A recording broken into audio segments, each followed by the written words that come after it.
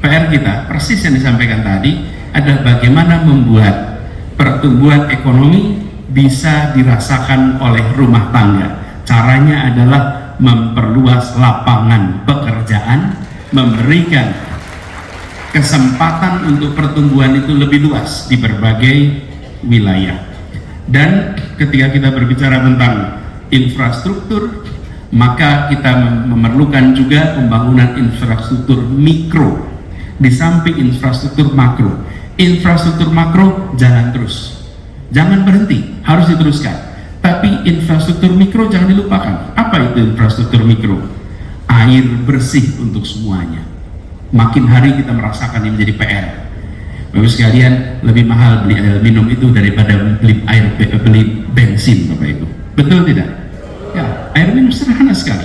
Kita sudah makin hari makin menganggap itu biasa, bahwa air minum itu mahal. Sebetulnya tidak. Air minum itu harusnya melimpah dan murah. Ini negeri dengan air minum di mana-mana. Apalagi di Jawa Barat, namanya aja semuanya pakai C. Betul tidak? Artinya apa itu? Air. Kok bisa airnya jadi mahal di sini? Air bersih, listrik, sanitasi, bangku sekolah. Ini luar biasa. Tadi Kang Aher cerita APK di Jawa Barat. Sebelum beliau bertugas sampai selesai bertugas, dari urutan nomor 34 naik sampai urutan 13, dan itu dilakukan dengan menambah berapa ruang kelas, Kang Aher? 45.000 ruang kelas baru dibangun selama kepemimpinan. Bapak sekalian, jumlah bangku sekolah itu tidak boleh seperti piramid, Bapak Ibu. Kalau seperti piramid itu artinya apa? Jumlah bangku SD-nya banyak, begitu SMP mengecil sedikit, SMA mengecil lagi, perguruan tinggi mengecil lagi. Ketika itu terjadi, apa yang muncul? Anak kita berjatuhan.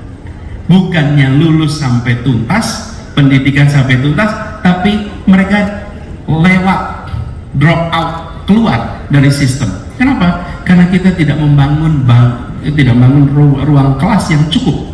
Karena itu ke depan infrastruktur mikro seperti ini harus menjadi prioritas supaya setiap anak bisa dapat pendidikan berkualitas hingga tuntas.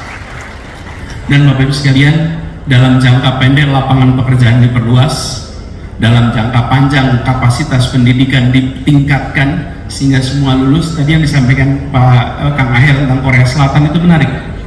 Korea Selatan mengambil sikap dari awal. Park Chung-hee waktu itu presidennya, jadi ada Park Chung-hee, ada Pak Harto di Indonesia. Dua-duanya sama-sama mengandalkan pendekatan developmentalism.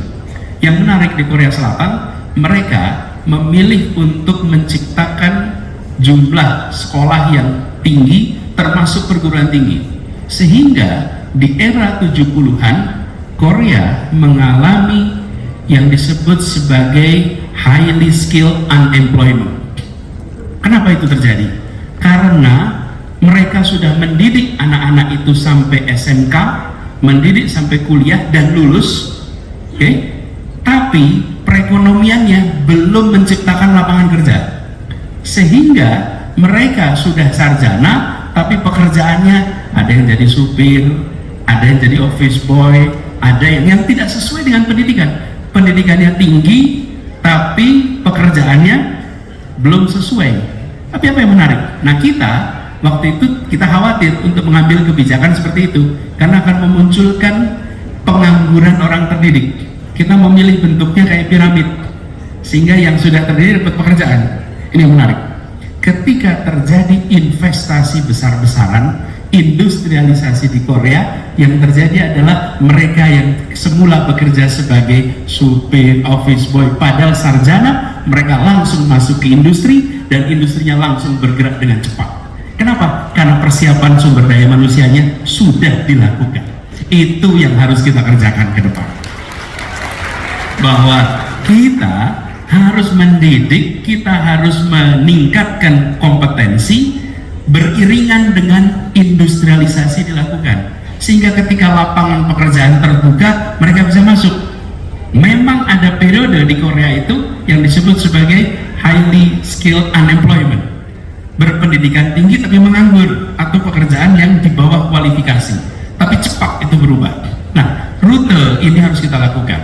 Kalau kita memastikan setiap anak kita dapat pendidikan yang baik, maka insya Allah ke depannya akan cepat sekali di dalam meningkatkan pemerataan dalam pertumbuhan ekonomi yang lebih tinggi.